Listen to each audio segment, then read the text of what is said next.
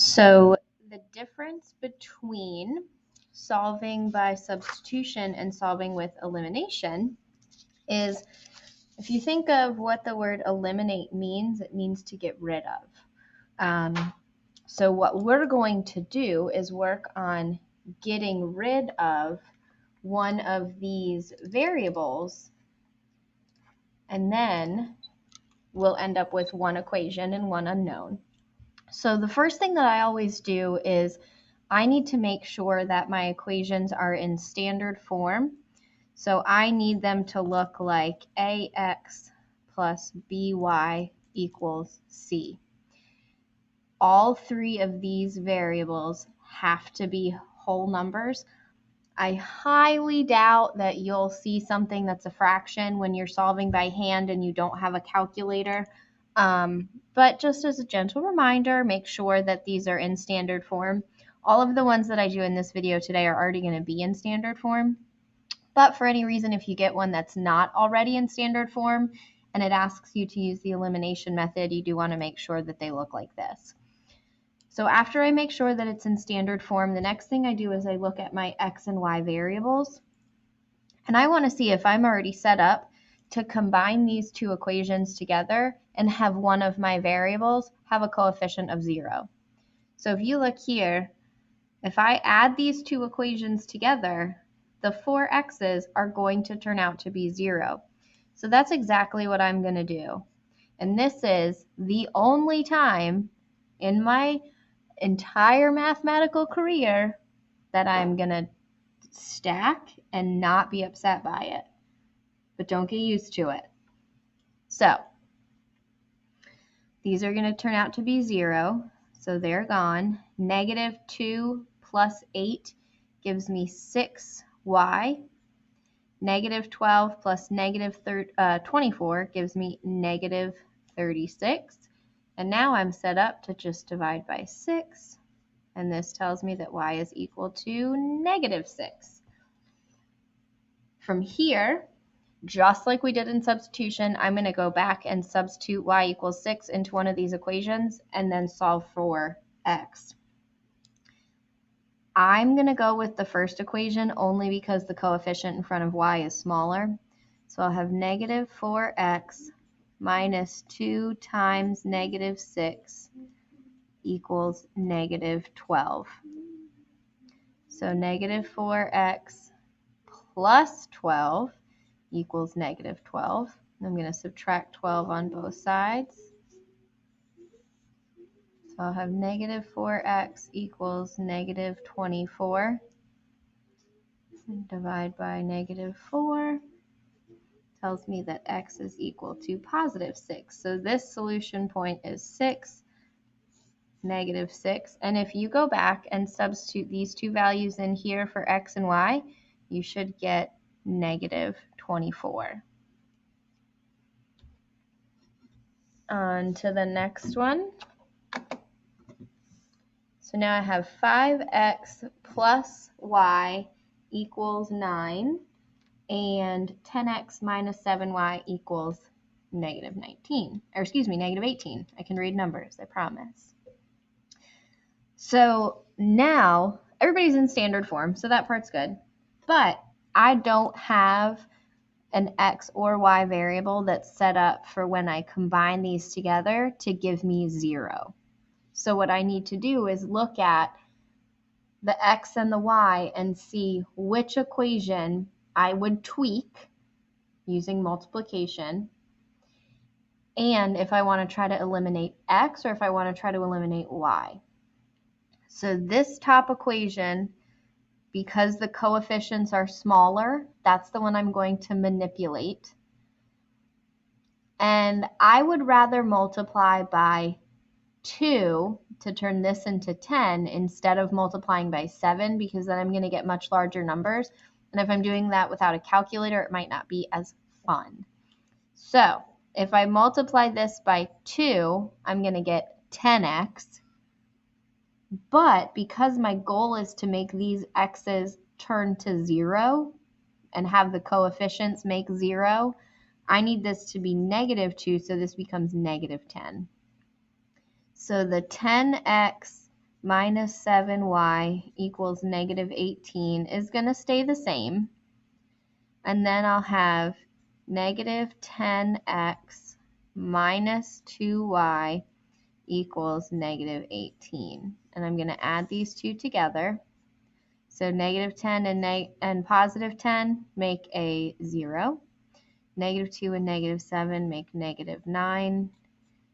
And then I will have negative 18 minus 18, so more negative, and I'll get negative 36. And then from here, I'm going to divide by negative 9.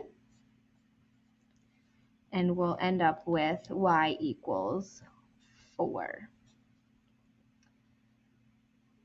From here, you actually have 3 different equations that you could substitute your y value into to find x. I have my original 2 and my manipulated equation that has the negative 10x. But I personally would use this first one because there's no coefficient with y. It's not to say you couldn't use it the other two, but that just is going to make my life the easiest. And I like to make my life as easy as possible when it comes to these types of problems. So I'm going to subtract 4. So I'll have 5x equals 5. So that tells me that x equals 1. So if I went and substituted 1, 4 into this equation, I would end up getting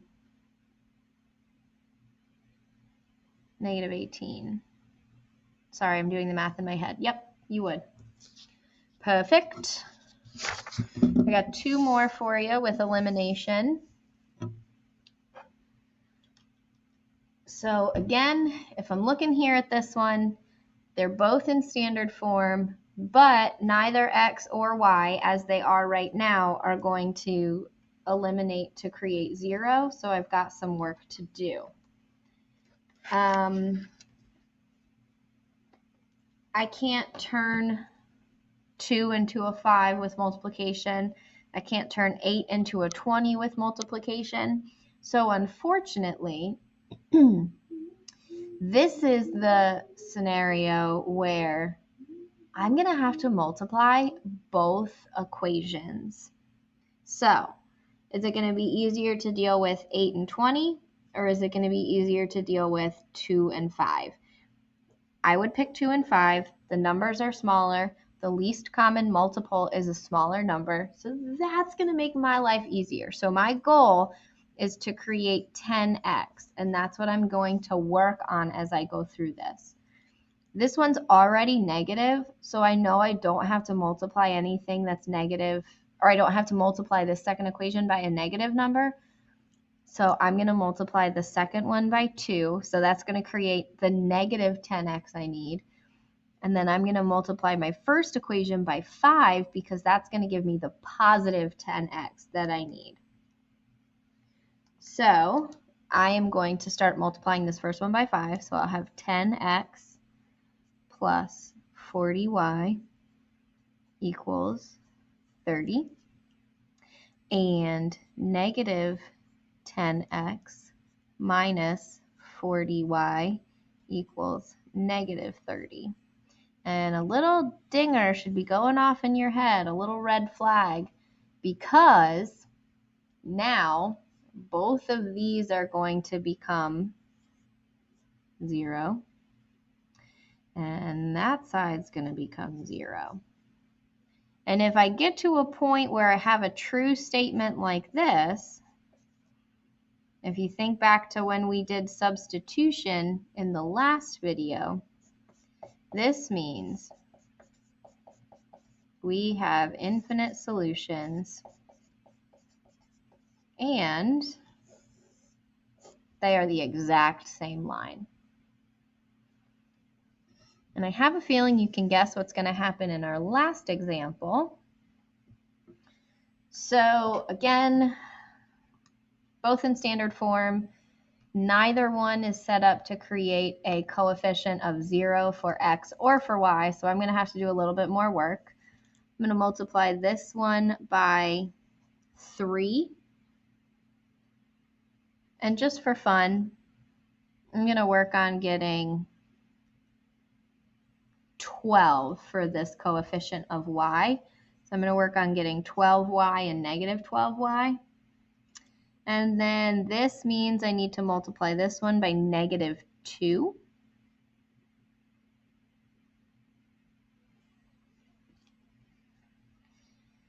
So, actually, yeah, let's do that. That'll be fine. So I'll have 15x plus 12y equals, now I've got 3 times 10, which gives me 30, and then 3 times 4, which gives me 12. So that's 42, but it needs to be negative. Then I've got negative 6x minus 12y equals negative 12. Oh, this is definitely has a solution. Sorry, I thought I was going to give you a no solution one. We'll talk about that in a second though.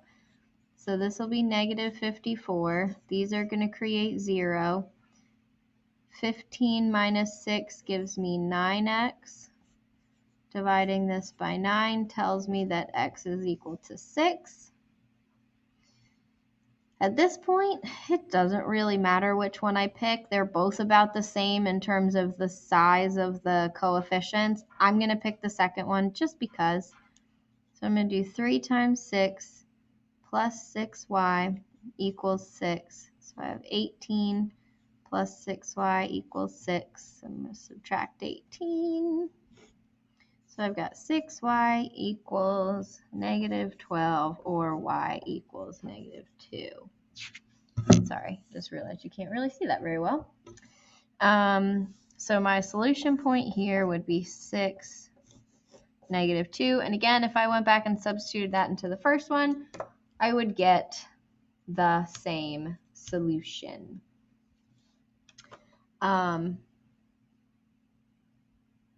Oh, this is a negative 6. Y'all, I'm losing my mind. Oi.